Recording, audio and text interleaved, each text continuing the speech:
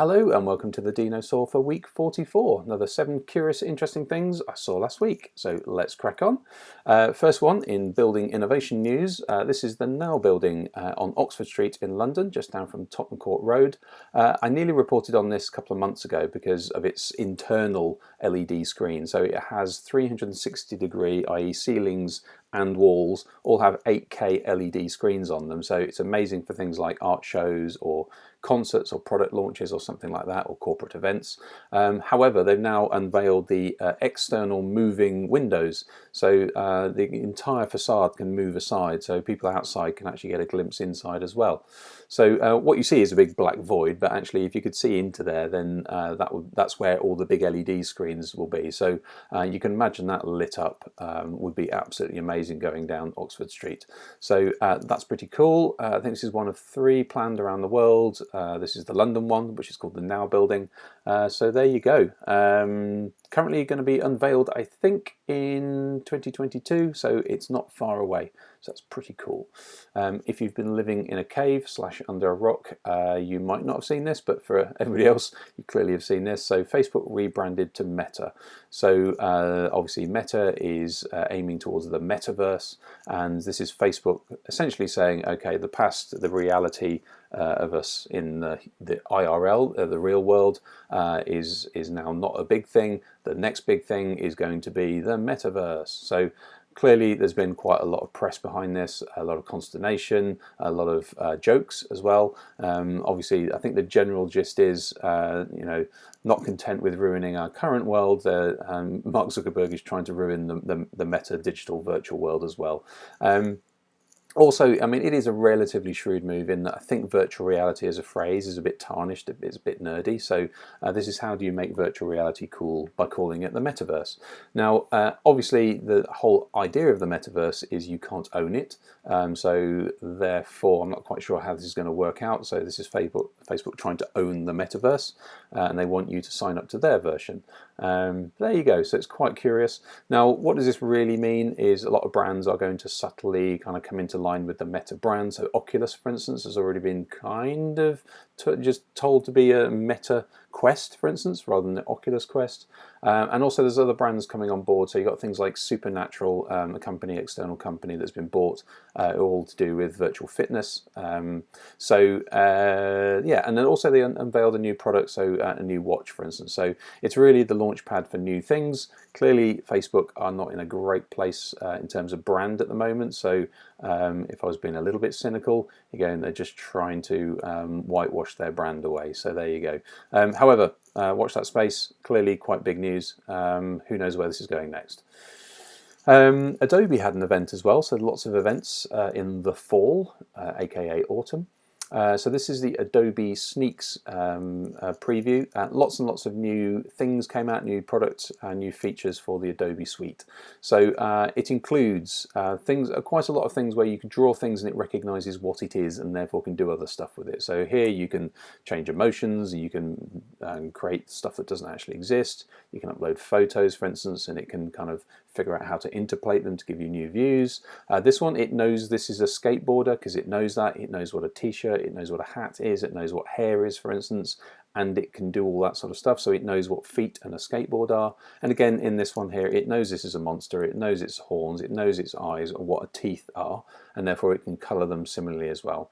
This is a good example of looking for stock shots based on a pose. So if you draw a little stick figure, it will allow you to pose the stick figure, and therefore it'll find you exactly shots with that stick figure. So if you said, I would like a teenager, pointing at the sky, and you did the little stick figure, it could find you all the stock shots that did that. So quite a lot of stuff from Adobe. I do find it slightly strange that a company that is essentially supporting creatives, and it always has been, except for their subscription model, it basically is creating lots of things that puts artists out of work. So it can do cartoons for you, it can color things, it can create illustrations for you, it can do Photoshop for you, it can create shadows for you, light for you, all sorts of stuff. So it's doing all the things that you used to employ artists for, so which is curious.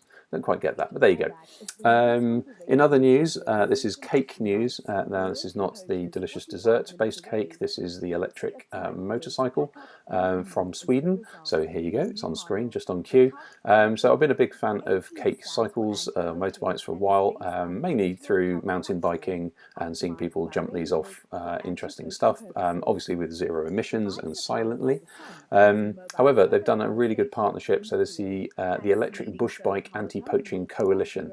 So what they've done is they've set up a coalition in South Africa with the Anti-Poaching organisation to give the bikes to essentially the people stopping the poaching. So what you used to have to do is ride a dirt bike, because you can't get to these places with cars, and dirt bikes are A, noisy, and B, they need petrol, whereas if you have an electric bike you can sneak up silently and they don't need petrol. So they also have solar recharging stations, so it's totally sustainable, non-polluting, and also you can be super sneaky. So I really love that. What better use of an electric bike? There you go. Cake news. So the Gartner hype cycle is out. There are plenty of hype cycles these days. There used to be kind of just one. There are hype cycles for AI and machine learning, for instance. This is the emerging technologies hype cycle. So this comes out every year.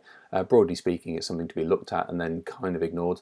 But if you probably don't know what you're talking about in innovation, I'm being a bit harsh here, you probably get very excited about all the stuff on the left-hand side. So all the stuff on the left-hand side is stuff that is kind of just being invented right now. If you wanted to write an article and get some press coverage, you would probably write it about this stuff. People hear about it through said press coverage. They have peak of expectations that is very inflated. They're at the top, and then unfortunately they get a trough of disillusionment when they realise a lot of the stuff that was written about it was actually not true, and it can't actually do what you thought it did. And then some things actually start to have some traction, and then they become productive. As you can see from this year's, there's nothing really that's going through this trough of disillusionment. There's nothing on the slope of enlightenment or the plateau of productivity. Usually there are things on there, things like, for instance, AR or QR codes and that sort of thing. However, big this year are things like NFTs, of course, quantum machine learning, generative AI, homomorphic encryption. That's basically you can do work on the encrypted data without really encrypting it fully, and composable applications and networks as well. So they're basically modular applications that you can move around and create new things out of. So yeah, what I would call it this year is there's quite a lot of constipation on the peak of inflative expectations. But you can see in there's things like data fabric and decentralized identity and NFTs, those sorts of things. So if you, as I said, if you want to go and write an article that will at least get noticed on at least LinkedIn, then write it about pretty much anything on the left-hand side. There you go. And we have quite an interesting one. This was LG. So LG have a feature in their TVs called filmmaker mode. Now it switches off all the kind of the picture processing, so the sharpening or the blurring or whatever it is, which can sometimes be useful when you're watching certain types of programs, sometimes sport, for instance. If you're watching a movie, then some of that stuff just gets in the way. You can turn it off, and it really irks some people that it's automatically turned on. However, they've now opened up their API, and Amazon Prime have been the first people to actually be allowed to automatically switch modes on the TV based on the streaming content. So this is a little bit weird, and I did sort of had to dig into this a little bit to figure out exactly what it is. But essentially, it's quite interesting how to get the right type of viewing experience, then there's a really interesting partnership start to happen with streaming services and hardware manufacturers that don't necessarily work with them. So if you are a hardware manufacturer, then you might want to be thinking of opening up your hardware and or your internal processes or features to APIs so that streaming services or third parties can use them. A bit of a weird one, but I thought it was really interesting how that's kind of happening, bit of a handshake from streaming to hardware. And finally, Toyota, they were getting a little bit of grief for not really doing much in the energy space, but they came out with a whole load of new cool stuff. So a lot of hydrogen cars, patents and things like that. Now this one is about car-to-car charging. Now I've actually talked about this before, but they filed a patent which is essentially you drive along, you say you need some energy in your car, you're running out, you've got range anxiety, you've only got 10 miles left, you put the call in, you press on your dashboard or whatever, or your car automatically does it. Another car will come to your aid who has more energy and will transfer it wirelessly. So just like sort of mobile phone charging wirelessly. So that will happen. The car will pull up alongside. It doesn't really go into too much detail, but what I assume happens is you then give the car that's giving you some energy, some money, or probably some crypto tokens, which is all registered on the blockchain, etc., etc. So I thought it was kind of neat. Also, you could probably be specialised in the energy that fueled up my car was green energy, for instance, and I would only want somebody to transfer that to me without, because of my moral choice of electricity, for instance. So, but there you go. Thought that was kind of neat, and I also love the fact that in patent drawings they always try and make them as crude as possible. So just love how crude this is. There you go. So hopefully that was interesting. Hopefully that was useful, and I will see you again next week.